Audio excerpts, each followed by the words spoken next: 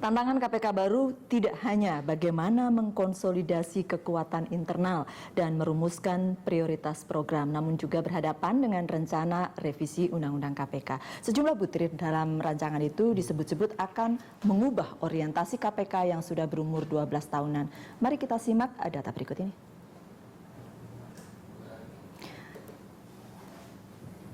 Ini sejumlah hal yang ada dalam revisi Undang-Undang KPK yang kemudian menjadi sorotan. Yang pertama adalah kewenangan KPK dalam mengangkat penyidik independen. Yang kedua, kewenangan KPK dalam mengeluarkan SP3 untuk suatu perkara. Kemudian perlu adanya Dewan Pengawas KPK. Yang keempat adalah penyadapan KPK harus berdasarkan persetujuan Badan Pengawas atau Dewan Pengawas itu tadi. Ya, ini sudah lebih kita bilang lebih lunak dari yang sebelumnya. Menurut saya kalau lihat revisi item-itemnya ini mengubah begitu luar biasa wajah KPK ke depan. Dan itu berarti kita akan menyaksikan sebuah kinerja KPK yang berbeda betul dengan yang ada sekarang yang kita saksikan selama 10 tahun terakhir. Kalau ikutin ini kan perseteruan antara DPR, mungkin ada segitiga dengan pemerintah, lalu kemudian KPK sendiri kan, yang ada yang bilang itu atas keinginan KPK sendiri, tapi saya yakin KPK bilang soal rekaman, soal penuntutan, soal itu tetap harus ada di situ, karena itu harus tetap terbuka untuk bisa menangkap para koruptor ini. Tetapi kan di DPR kan justru tidak menghendaki itu sama sekali. Kira-kira begitu kan, Mas? Iya, salah satu hal tadi adalah kewenangan untuk mengeluarkan SP3 artinya SP3 itu kewenangan sih, tapi ketika kewenangan membuat SP3 berarti itu bisa SP3 gitu kan artinya. Iya, SP3 ini kan sebetulnya kan dibikin KPK tidak punya SP3 ini agar berhati-hati. Agar berhati-hati, kan, gitu. iya. Jadi sekali layar terkembang dia nggak bisa balik lagi gitu, harus jalan terus. Nah, dengan begini jadi bisa maju mundur atau bisa ada negosiasi di tengah jalan.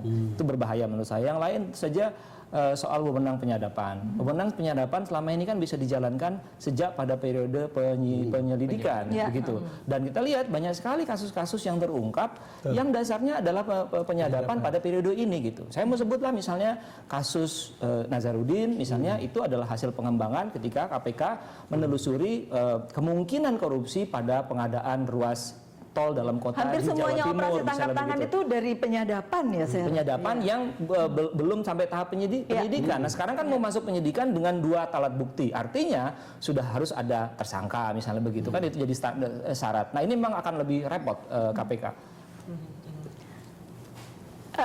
Pak Haryono.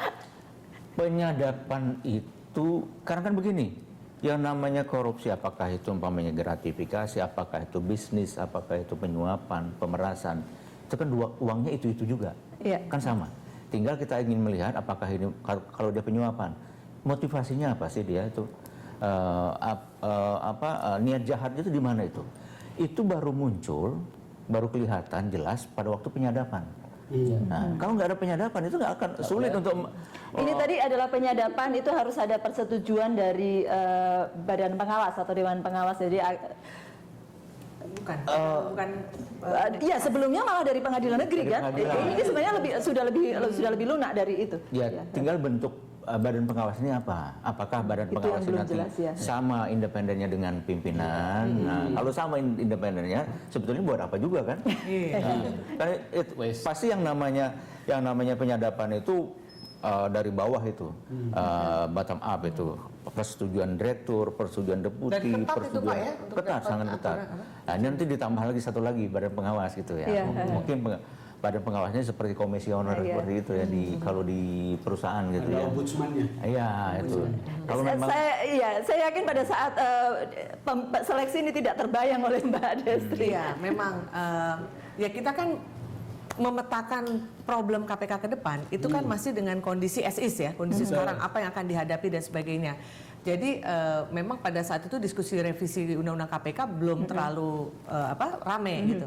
Tapi intinya saya personal ya, saya sebagai seorang pelaku bisnis di Indonesia, warga negara Indonesia, saya sangat concern bahwa masalah korupsi itu udah masalah yang sangat kronis. Jadi tentunya institusi KPK ini kan harus diperkuat. Nah, untuk itu kan sangat tergantung dari undang-undang KPK-nya. Kalau mau satu kata, ini kelihatan memperkuat atau tidak?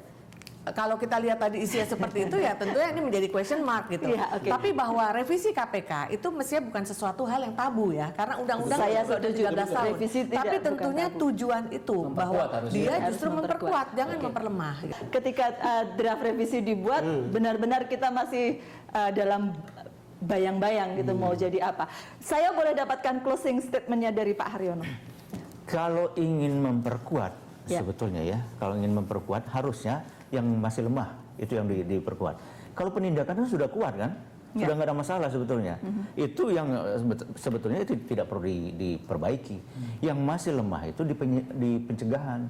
Di pencegahan itu hanya ada 2 pasal. Kenapa bukan itu? Sedangkan yang penindakan jangan diganggu gugat. Kalau saya, menurut saya. Oh, gitu. oke Pak. Mbak Destri. Oke, saya di sini sebagai pansel KPK Iya, yang melahirkan 5 pimpinan KPK yang sekarang, dan kebetulan dari 5 itu kan dari 8 yang kita lahirkan. Tentunya kami sangat berharap bahwa pimpinan KPK yang terpilih ini tetap mempunyai integritas yang tinggi, tetap mempunyai komitmen dalam memberantas korupsi di Indonesia, seperti pada saat kita proses seleksi. Itu yang menjadi pegangan kami. Dan Kalau- sekali lagi, masyarakat harus mengawal ini semua, karena yang namanya orang nggak ada yang sempurna kan. Ya. Jadi kita sebagai masyarakat harus terus mengawal mereka sehingga mereka tetap bisa di jalan. Kalau ada bengkok-bengkok sebagai pansel juga Mbak Destri akan teriak lebih kenceng ya sekarang gitu ya? Oh, mereka juga bilang, pokoknya pansel kita akan perhatiin terus deh, karena kan biar gimana ibunya mereka gitu kan. Oke, baik. Arif. Gini, saya melihat bahwa siapapun yang memimpin KPK, saya kira akan menyadari dengan sendirinya bahwa mereka lahir dari sebuah prolog yang agak kurang enak.